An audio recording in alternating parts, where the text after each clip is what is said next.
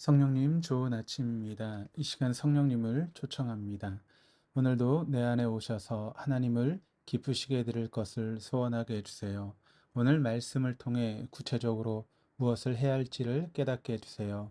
깨달은 것을 삶 속에서 실천할 수 있도록 도와주세요. 아멘.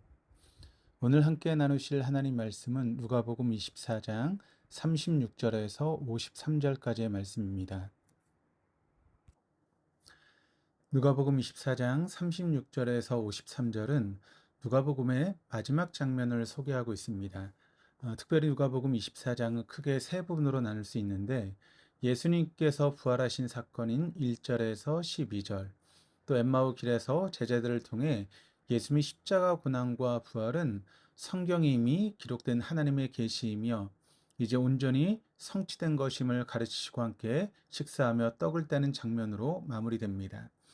이제 마지막으로 예수님께서는 제자들에게 찾아가십니다. 그리고 같은 내용을 제자들에게 가르치십니다. 먼저 36절입니다. 이 말을 할 때 예수께서 친히 그들 가운데 서서 이르시되 너에게 평강이 있을지어다 하시니, 당시 상황에서 평강이 너희와 함께 할지어다, 이것은 제자들에게 주는 말의 의미는 이제 걱정할 것이 없다라고 하는 의미입니다.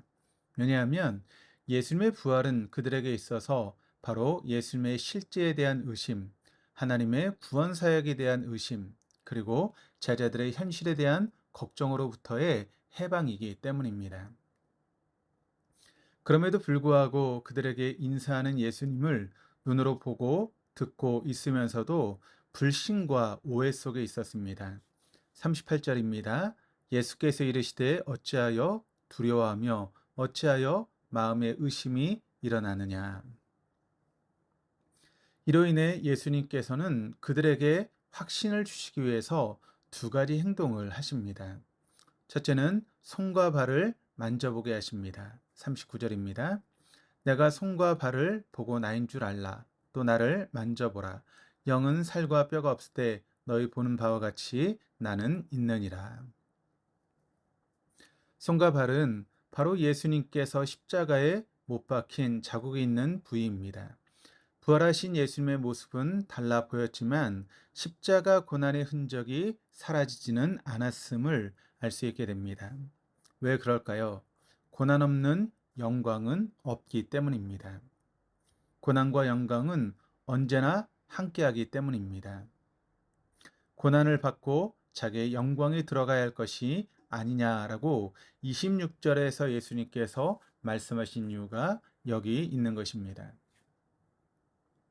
둘째는 여전히 믿지 못하는 제자들과 함께 식사를 하셨습니다. 42절에서 43절입니다. 이에 구운 생선 한 토막을 드리니 받으사 그 앞에서 잡수시더라. 부활하신 영이 아닌 실제이시고 현실에 실존하신 분이심을 보여주신 것입니다. 예수님은 제자들과 대화하셨고 만져보게 하셨고 그리고 그들과 함께 식사하셨습니다. 이를 통해 예수님은 허상이 아닌 실제임을 증명해 주셨습니다. 죽은 자가 부활한다는 것이 실제임을 예수님의 부활로 증명한 것입니다. 그러므로 두려워 말라 말씀하시는 것입니다. 환난도 심지어 죽음까지도 두려워 말라 말씀하시는 것입니다. 실제도 함께 주시겠다는 것입니다. 동시에 예수님께서는 자신의 부활을 통해 구약 성경 전체에 숨겨져 있었던 하나님의 계시를 드러나게 하셨습니다. 44절입니다. 또 이르시되 내가 너희와 함께 있을 때에 너희에게 말한 바 곧 모세의 율법과 선지자의 글과 시편에 나를 가르쳐 기록된 모든 것이 이루어져야 하리라 한 말이 이것이라 하시고, 이어 45절입니다. 이에 그들의 마음을 열어 성경을 깨닫게 하시고. 그렇다면 성경을 어떻게 깨닫게 되는 것입니까? 다른 말로 하자면 구약 성경 전체에 숨겨져 있던 무엇을 깨닫게 된 것입니까? 46절, 47절입니다. 또 이르시되 이같이 그리스도가 고난을 받고 제3일에 죽은 자 가운데서 살아날 것과 또 그의 이름으로 죄사함을 받게 하는 회개가 예루살렘에서 시작하여 모든 족속에게 전파될 것이 기록되었으니. 사실 한 학자에 의하면 구약 성경 어디에도 분명하게 메시아가 고난받아 죽고 제3일에 죽은 자 가운데서 살아날 것이라고 언급된 구절은 없다고 했습니다. 제자들도 예수님께서 하신 이 말씀, 그리스도가 고난을 받고 제3일에 죽은 자 가운데 살아날 것이라고 하는 이런 관점으로 성경을 본다는 것은 위험한 일이었습니다. 그러나 예수님께서 성육신하시고 고난받으시고 부활하셔서 그리스도임을 확증하시자 이사야 53장의 말씀들이 또 시편 16편의 말씀들이 아니 구약 성경이 이제 구약 시대의 하나님께서 그 시대 가운데 계시하던 단편적인 하나의 성경 구절들이 아니라 예수 그리스도를 예표했던 계시의 말씀들이었음을 깨닫게 된 것입니다.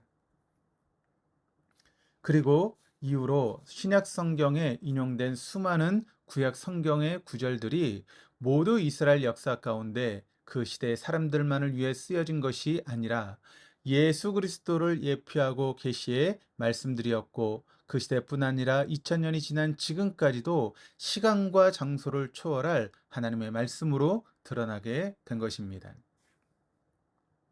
그렇다면 2000년이 지난 지금까지 무엇이 시간과 공간을 초월해서 예수 그리스도를 구주와 주님으로 모시고 살아가는 증인으로 살아가게 하는 것일까요? 49절입니다. 볼지어다 내가 내 아버지께서 약속하신 것을 너에게 보내리니 너희는 위로부터 능력으로 입혀질 때까지 이 성에 머물라 하시니라.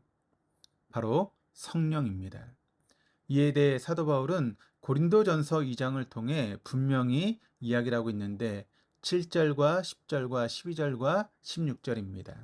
7절 오직 은밀한 가운데 있는 하나님의 지혜를 말하는 것으로서 곧 감추어졌던 것인데 하나님이 우리의 영광을 위하여 만세전에 미리 정하신 것이라. 10절입니다. 오직 하나님의 성령으로 이것을 우리에게 보이셨으니 성령은 모든 것, 곧 하나님의 깊은 것까지도 통달하시느니라. 12절입니다. 우리가 세상의 영을 받지 아니하고 오직 하나님으로부터 온 영을 받았으니 이는 우리로 하여금 하나님께서 우리에게 은혜로 주신 것들을 알게 하려 하심이라. 마지막 16절입니다. 누가 주의 마음을 알아서 주를 가르치겠느냐. 그러나 우리가 그리스도의 마음을 가졌느니라. 성령께서 감춰졌던 하나님의 깊은 것들을 통달하게 하시고 영이신 성령께서 영으로 우리에게 가르쳐 주시겠다고 약속하신 것입니다. 그리하여 그리스도의 마음을 갖고 살아가게 하시겠다 하신 것입니다.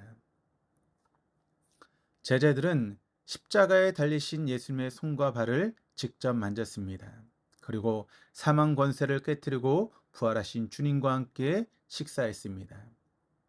더 이상 예수님의 말씀이 허공을 치는 공기의 진동이 아닌 심령을 치는 능력의 말씀으로 그들의 인생을 송두리째 뒤흔드는 말씀으로 다가왔던 것입니다. 이제 제자들은 더 이상 두려움과 의심에 사로잡혀 있지 않습니다. 이제 기쁨으로 찬송하고 기쁨으로 순종한 이들이 된 것입니다. 52절, 53절입니다. 그들이 그에게 경배하고 큰 기쁨으로 예루살렘에 돌아가 늘 성전에서 하나님을 찬송하니라. 제자들이 바뀌었습니다. 그들은 베다니 앞에서 예수님의 승천을 보고 기쁨으로 돌아와 찬송하며 때를 기다릴 수 있게 된 것입니다. 잊지 마십시다. 성령의 능력을 입어야 예수님의 못 박힌 손과 발을 만지며 내가 주인임을 고백하게 됩니다. 성령님의 내주하심을 경험해야 성경을 깨닫고 하나님의 음성을 듣게 됩니다. 성령님을 의지합시다. 그리하여 그리스도의 고난과 부활을 경험한 증인으로 살아가기를 결단하는 우리 동덕교회 모든 교우들 다 될 수 있기를 주님의 이름으로 축원합니다. 기도하시겠습니다. 하나님 아버지, 성령님의 능력으로 입혀 주옵소서. 고난의 주님을 인격적으로 만나게 하시고 부활의 주님을 확신 속에 증거하게 하시어 하나님 말씀이 사실임을 말과 삶으로 증거하는 증인의 삶을 살아갈 수 있도록 인도하여 주시옵소서. 감사드리며 예수 그리스도 이름으로 기도드립니다. 아멘.